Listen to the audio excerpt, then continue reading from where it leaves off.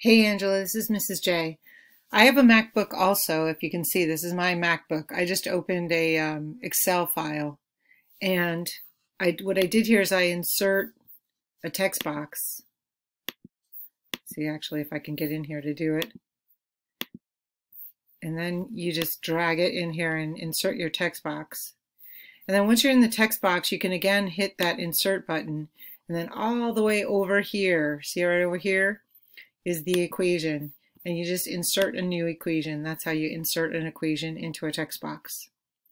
Now you might have a different version of Excel, and you can download the one for Microsoft for Mac for free through the Duchess Outlook. Actually, if you follow the directions in the syllabus of how to do that, if you need a newer version that has that for you.